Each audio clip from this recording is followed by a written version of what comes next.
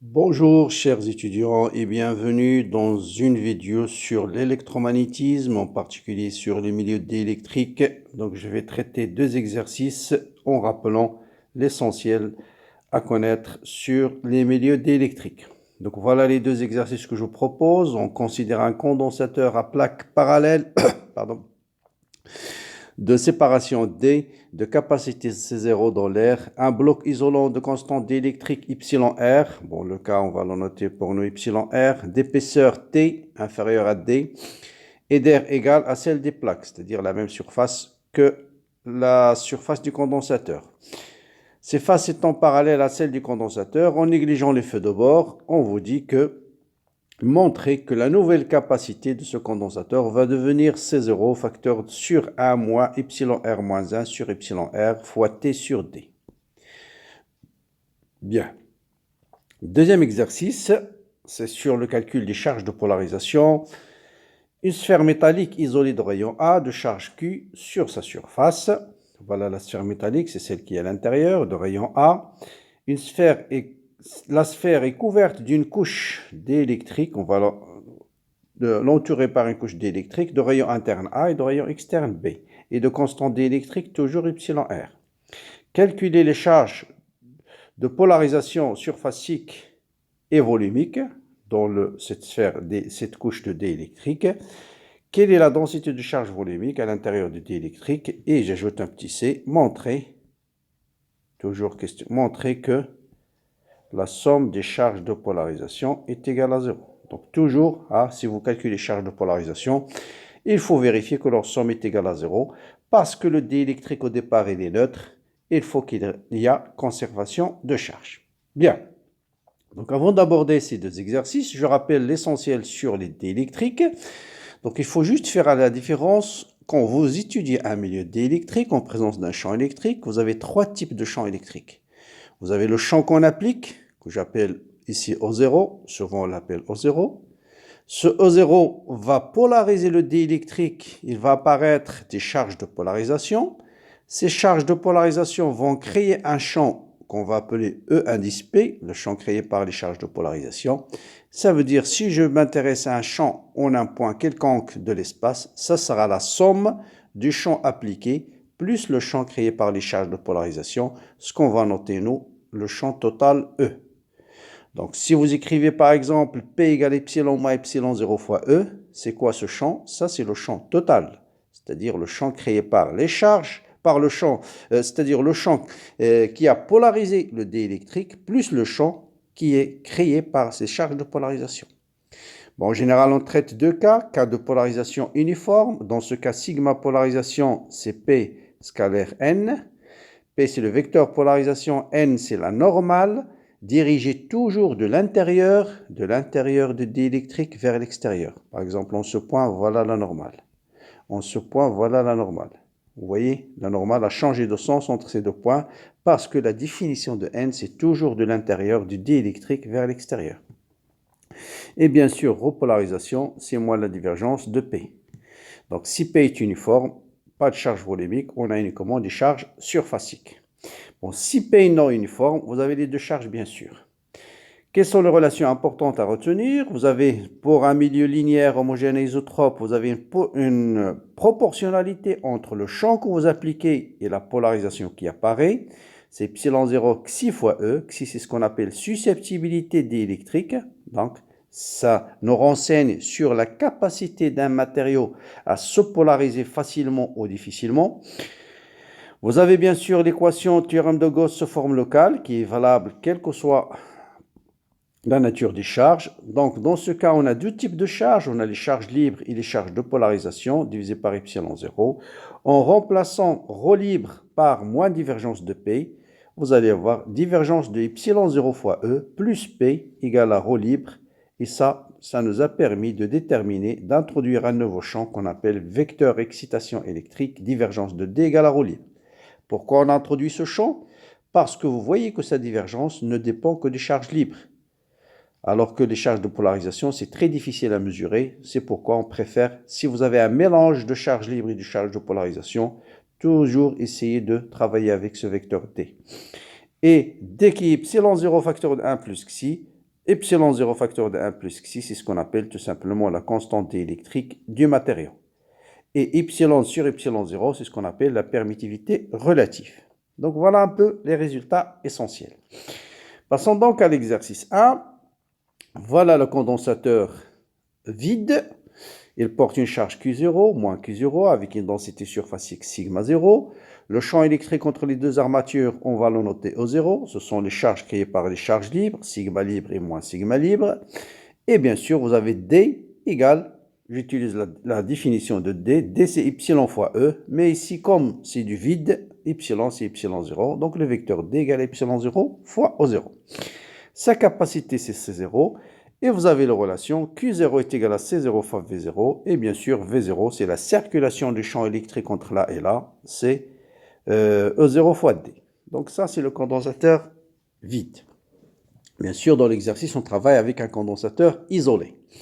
Je vais introduire une plaque d'électrique d'épaisseur T. Qu'est-ce qui va se passer? Donc ce champ E0 va polariser le D électrique. Puisque c'est un champ uniforme, on aura une polarisation uniforme. Donc il va apparaître un vecteur polarisation qui est collinéaire à O0 et de même sens. Donc sur cette surface, vous allez avoir des charges de polarisation P scalaire N. Bien sûr, la normale à cette surface, c'est vers l'extérieur. La normale à cette surface, c'est vers l'extérieur. Donc, ce qui explique qu'on a ici des charges négatives et des charges positives ici. Bien. Maintenant, le but, c'est de déterminer l'expression de la nouvelle capacité de ce condensateur. Et je vous rappelle, pour déterminer la capacité, il faut chercher Q est égal à une constante fois la circulation du champ électrique entre les deux armatures et la capacité, c'est le rapport entre la charge et la tension.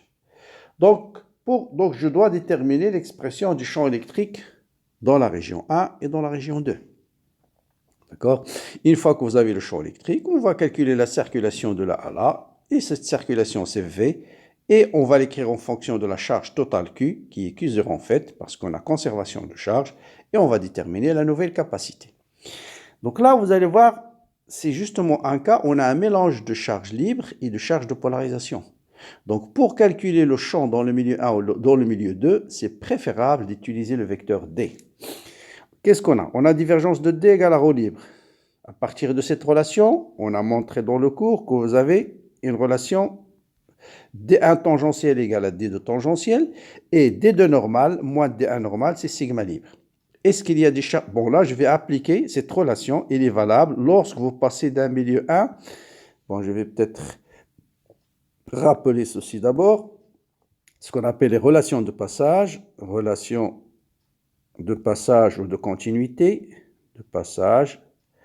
Si vous passez d'un milieu 1 à un milieu 2, vous avez un vecteur D1 dans le milieu 1. Vous avez un vecteur D2 dans le milieu 2. Ce vecteur D1, bien sûr, va avoir une composante tangentielle D1 tangentielle par rapport à la surface. Hein. Et D1 normal, là aussi, il va avoir une composante D2 tangentielle et D1 normal. Qu'est-ce qu'ils nous disent les relations de continuité? Que D2 normal moins D1 normal doit être toujours égal à sigma libre. Ça veut dire, si la surface qui sépare les deux milieux ne contient pas de charge libre, si sigma libre égale à 0, ce qui est notre cas, vous avez D2 normal égale à D1 normal. Voilà. Et bien sûr, deuxième relation, c'est la continuité de la composante tangentielle. Ça, c'est valable, quelle que soit la nature de la surface. Revenons à l'exercice. Bien, revenons à l'exercice. Donc, vous voyez que ici, le vecteur E, il est perpendiculaire à la surface, voilà le vecteur E, et voilà le vecteur D. Hein? Le vecteur E est perpendiculaire à la surface. Donc le vecteur D se réduit à la composante normale. Puisqu'il n'y a pas de charge libre, donc puisque sigma libre égale à 0, donc D2 normal est égal à D2 normal est égal à D1 normal. D2 normal est égal à D1 normal.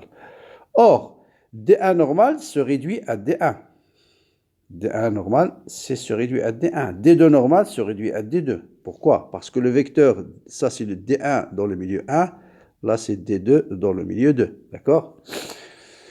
Vous voyez bien que D2 ici à la surface n'a pas de composante tangentielle. Il n'a qu'une composante normale. Donc, en fait, vous avez continuité de vecteur D quand je passe du milieu 1 à milieu 2. Donc, D1 égale à D2. Comme D est égal à epsilon fois E, dans le milieu 1, c'est le vide, la constante c'est epsilon 0. Dans le milieu 2, c'est epsilon. Donc, je vais avoir epsilon 0 fois E0 est égal à epsilon fois E. Et vous voyez que je peux calculer facilement le champ dans le milieu 2. Donc, le champ dans le milieu 2, qui est E, puisque D1 égale à D2, ça sera epsilon 0 sur epsilon fois O0. Donc, ça sera epsilon E0 sur epsilon divisé par epsilon 0, c'est-à-dire O0 sur epsilon R. Donc, l'effet d'un dé électrique, c'est de réduire le champ d'un facteur epsilon R.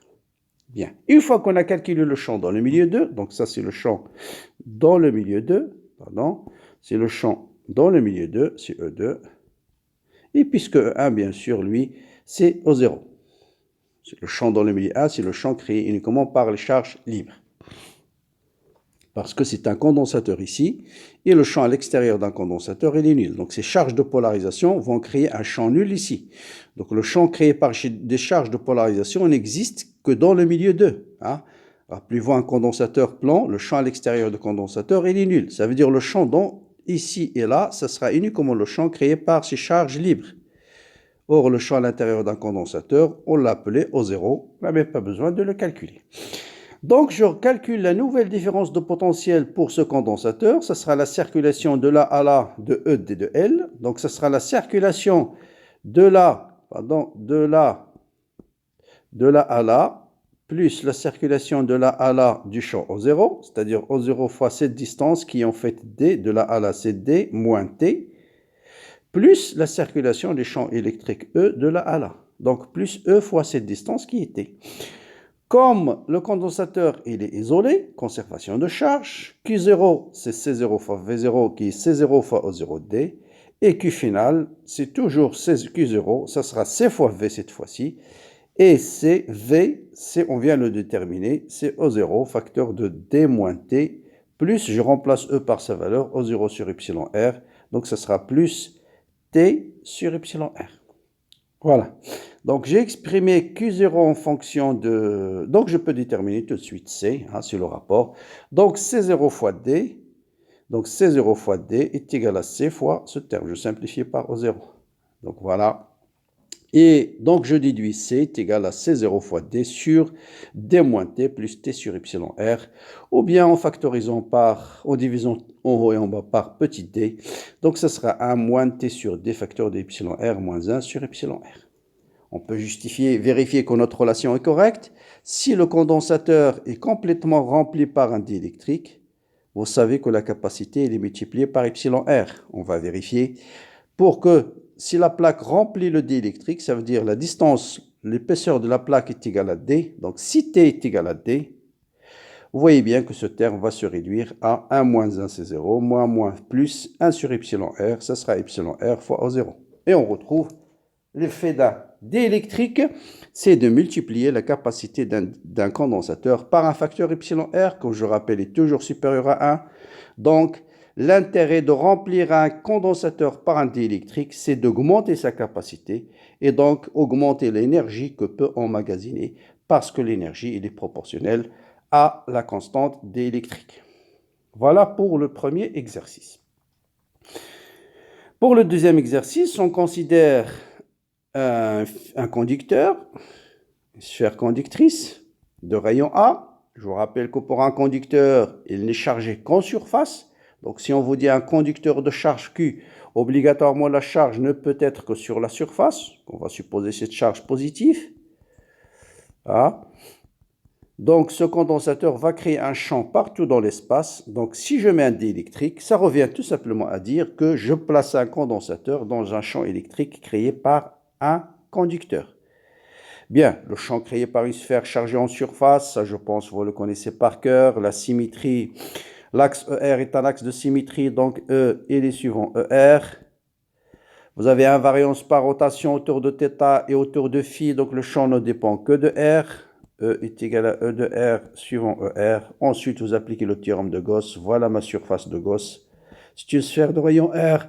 Le flux, ce sera E 4pi R carré. Quelle est la charge intérieure à cette sphère? C'est la charge totale Q, tout simplement, sur epsilon 0. Donc, E, c'est Q sur 4pi epsilon 0 r carré. Donc, ça, c'est le champ créé par une sphère chargée en surface avec une charge Q à une distance R. Donc, ça revient tout simplement à dire, je peux réécrire l'exercice autrement. On vous dit une couche d'un dé électrique de rayon interne A et de rayon externe B placée dans un champ électrique donné par Q sur 4pi epsilon 0 r carré suivant ER. Déterminer les charges de polarisation. Bien.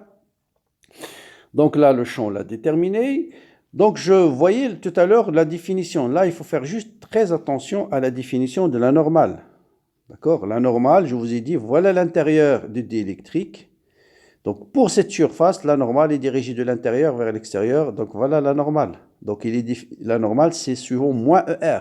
ER, c'est le vecteur dirigé de haut vers l'extérieur.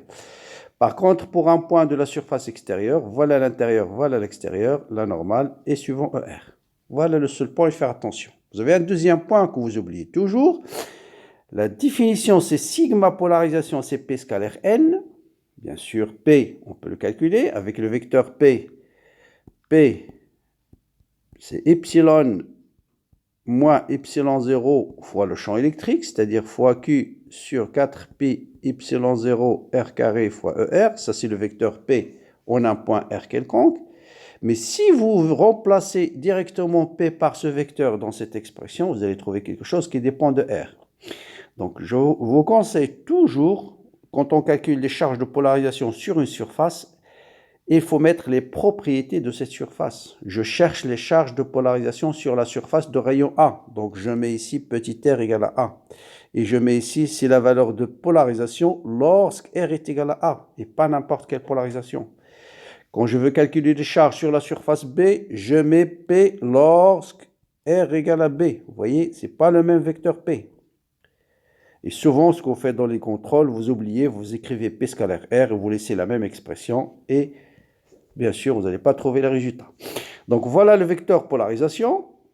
Donc pour la surface de rayon A, je remplace P par sa valeur, c'est epsilon moins epsilon 0, Q sur 4pi. Epsilon 0 ici, 4pi et P, c'est epsilon, le vecteur, donc Q, oui. Donc là, justement, il faut faire très attention. Ce que j'ai calculé ici par le théorème de Gauss, c'est le champ créé par une sphère qui porte une charge Q. Hein. C'est Q sur 4pi epsilon 0 r carré. Maintenant, s'il y a un dé électrique ici, quel est le champ électrique créé par cette sphère ici? Bien sûr, il faut tenir compte de la constante d'électrique du milieu. Donc le champ, ce sera E0 sur epsilon. Il faut faire très attention à ça. E0 sur epsilon. Ou bien, dans ce cas-là, normalement, le plus simple, c'est de dire, voilà ce qu'il faut faire normalement. Si vous avez une sphère qui porte une charge Q, d'accord? Donc là, ce que je calcule directement, je dois calculer le vecteur D, c'est plus simple, parce que le flux de D de S est égal à Q libre. Donc c'est la même démonstration pour le champ électrique, et vous allez voir D est égal à 4, Q sur 4pi R carré fois ER. Comme D égale epsilon E, je déduis que E est égal à Q sur 4pi epsilon fois R carré. Ou bien de dire E, c'est E0 sur epsilon, comme vous voulez. Donc là, il faut faire attention, c'est epsilon qu'il y a ici. Donc je continue. Sigma P pour R égale à A. Donc vous voyez bien que j'ai remplacé ici R par A. Il ne faut pas laisser P scalaire N. Le signe moins parce que P est suivant ER, la normale, elle est suivant moins ER. Pour R égale à B, c'est, bon, bien sûr, il n'y a pas de signe moins, c'est signe plus, c'est epsilon R, non, ça c'est toujours pour R égale à A, pardon, c'est toujours pour R égale à A, donc j'ai toujours mon signe moins.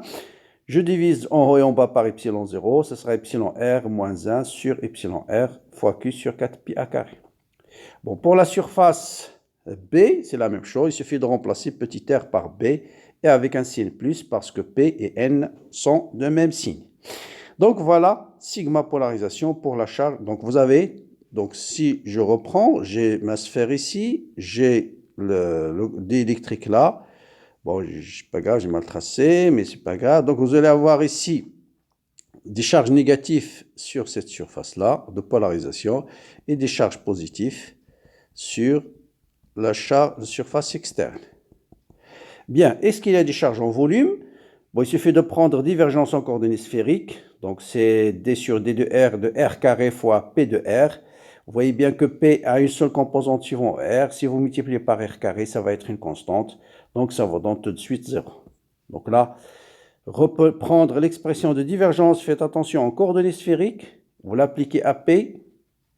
P n'a une seule composante que suivant R. Et vous allez trouver facilement 0. Bien. Maintenant, je dois vérifier que la somme des charges de polarisation est égale à 0. Donc, Q de P, c'est la somme des charges sur la surface de rayon A, plus la somme des charges sur la surface de rayon B, plus la somme des charges volumiques qui est nulle. Je remplace sigma PR égale à A par sa valeur. Comme sigma pour R égale à A, c'est une constante, je la sors de l'intégrale. Donc, il me reste juste fois la surface de rayon, une sphère de rayon A, c'est 4pi carré. La même chose, je multiplie par une surface de rayon B, c'est 4b fois p carré. Je simplifie par 4pi carré. Dans X, par exemple, dans sigma B, si vous simplifiez, vous allez trouver epsilon R moins 1 sur epsilon R fois Q. Et l'autre, c'est avec un signe moins. Et on vérifie bien que la somme des charges de polarisation est égale à 0. Donc, dans les diélectriques, faites très attention surtout à avec quel champ vous travaillez. Est-ce que le champ électrique créé par les charges libres qui permet de polariser le diélectrique? Est-ce qu'on vous demande de déterminer le champ créé uniquement par les charges de polarisation? Ou bien, si vous travaillez avec les équations locales, c'est le champ électrique qui intervient. Si j'écris P égale à epsilon moins epsilon 0 fois E, E c'est le champ total. Si j'écris D égale à epsilon E, E c'est le champ total. Et profitez des propriétés de vecteur D, surtout si vous avez un mélange de charges libres et de charges de polarisation. N'hésitez pas, toujours commencer par déterminer le vecteur D, qui lui ne dépend que des charges libres. Donc c'est les mêmes calculs que le champ créé par des charges libres dans le vide. Donc c'est les mêmes calculs que l'électrostatique.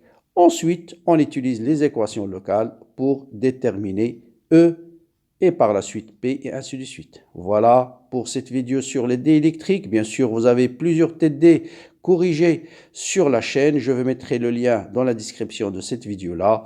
N'hésitez pas toujours à partager avec vos amis. Bon courage, bonne continuation et à très bientôt.